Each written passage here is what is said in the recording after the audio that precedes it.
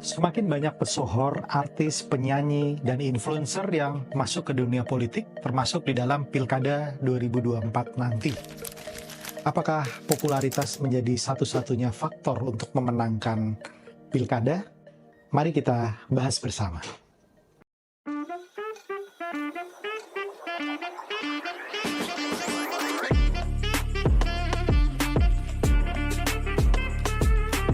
Hai Sobat Politician Academy, bertemu lagi dengan Bonggas Chandra, coach dari Politician Academy. Sejumlah artis, pesohor, influencer, penyanyi berhasil meramaikan dunia politik dengan terpilihnya mereka sebagai anggota DPR RI baru di Senayan. Nama-nama seperti Ahmad Dhani, Once Mekel, Uya Kuya, Verrel Bramasta, mereka terpilih menjadi anggota Dewan hasil Pileg 2024 lalu. Mungkin ini juga yang mengakibatkan semakin banyak pesohor, selebriti, public figure yang mau masuk ke dalam dunia politik, spesial di 2024 dengan menjadi calon kepala daerah untuk Pilkada 27 November 2024 nanti. Nah, apakah popularitas menjadi sebuah alasan tunggal untuk membuat kemenangan itu terjadi? Saya ingin menyampaikan fakta bahwa tidak semua mereka, pesohor itu, bisa otomatis menjadi anggota dewan. Sebagai informasi, di Pileg 2019 lalu, ada 75 pesohor selebriti yang mau masuk ke dalam Senayan, tetapi yang terpilih hanya 14 orang saja. Sedangkan di 2024 ini, ada 22 pesohor selebriti yang masuk ke Senayan yang kemudian menggagalkan mimpi dari sekitar 30 calon legislatif yang juga berstatus sebagai selebriti. Artinya, popularitas bukan segala-galanya. Nah, bagi mereka, para selebriti yang ingin maju ke panggung pemilihan kepala daerah, saya akan memberikan 3 saran.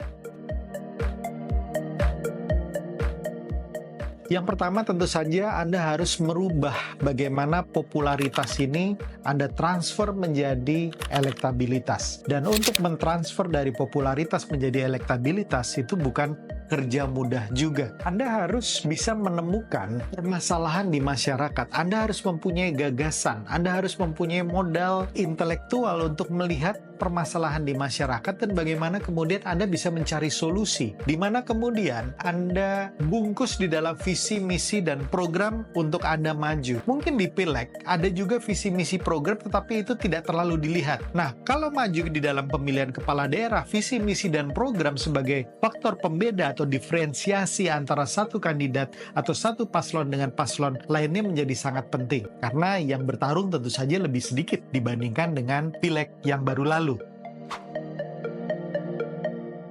Yang kedua, popularitas tidak ada artinya kalau Anda tidak dipilih. Artinya, untuk bisa dipilih, Anda harus memunculkan efek suka, dipilih, dan dicoblos. Itu adalah faktor, sekali lagi, elektabilitas, dan itu bisa Anda dapatkan dengan Anda turun langsung ke lapangan. Anda mendatangi konstituen atau masyarakat di daerah Anda. Anda lakukan banyak sekali pertemuan, Anda lakukan banyak sekali salaman, menegur, mendengarkan aspirasi, dan itu menjadi bagian yang penting untuk membuat keterkenalan Anda, kepopuleran Anda kemudian menjadi sebuah unsur yang namanya elektabilitas dan kemudian Anda akan dicoblos.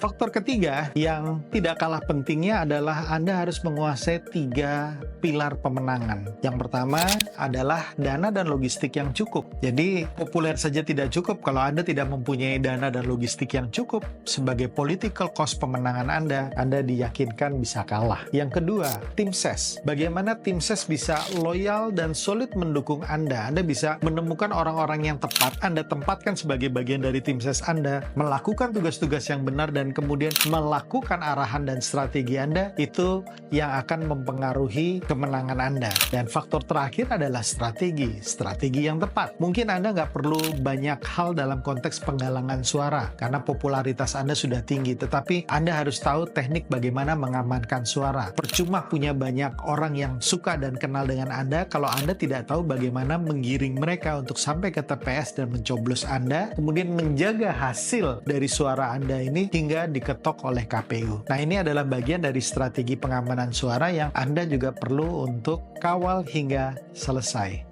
Untuk para pemilih, saya mempunyai satu pesan, jangan lihat status mereka, tetapi lihat bagaimana misi mereka, bagaimana kemampuan mereka memberikan solusi dan gagasan-gagasan serta ide cemerlang yang mereka bawa untuk kemajuan daerah Anda. Jadi, teman-teman, calon pemilih itu harus menjadi pemilih yang rasional dan bisa betul-betul melihat track record mereka. Jangan lihat semata-mata karena popularitas mereka saja, karena kalau tidak, panggung politik akan diisi seperti panggung film, panggung komedi, panggung hiburan. Jangan jadikan panggung politik sebagai panggung-panggung yang seharusnya diisi oleh para komedian, penyanyi, dan lain sebagainya. Artinya mereka yang maju di panggung politik harus mereka yang memiliki ide, gagasan, pesan yang baik untuk memajukan masyarakat dan daerahnya. Demikian dari Politician Academy, semoga bermanfaat dan salam kebangsaan.